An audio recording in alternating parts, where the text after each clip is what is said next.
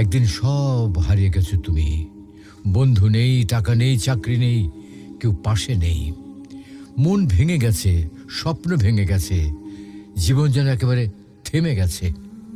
ঠিক সেই সময় একটি মানুষ, একটি আশ্রয়, যার কথা মনে পড়ে, যার কাছে গেলে মনে হয় সবকিছু আবার ঠিক হয়ে যাবে। সে মানুষটি কে জানো? সে মানুষটা তোমার বাবা। তুমি হয়তো কিছুই বলো না, শুধু গিয়ে তার পাশে চুপ করে বসো, আর তিনি হয়তো কিছু না বলেই মাথায় হাত বুলিয়ে দেন। ব্যাস, কেমন যেন হঠাৎ মনে হয়, না, আমি আবার শুরু করতে পারবো। আমার পাশে কেউ আছে, আমি একা নই। বাবা মানে একটা ছায়া, যে সব ঝড় থেকে আগলে রাখে অথচ নিজে ভিজে যায়, যে নিজের কষ্টের কথা না বলে শুধু তোমার হাসিটাকে বড় করে দেখে।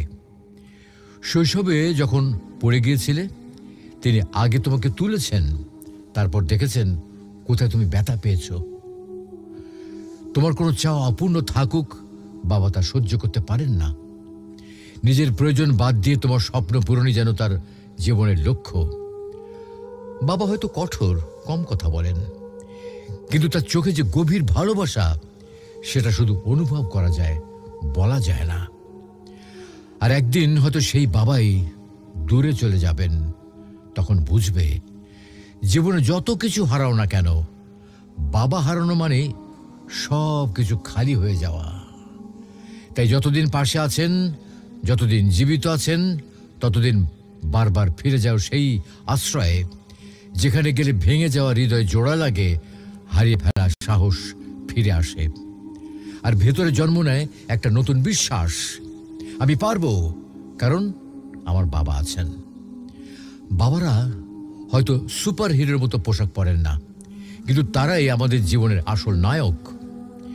জীবনের সব শেষ ধাক্কাতেও যার কাঁধে মাথা রেখে তুমি বলতে পারো, আব্বা, আমি আর পাচ্ছি না, আর তিনি তখন কি বলবেন? তুই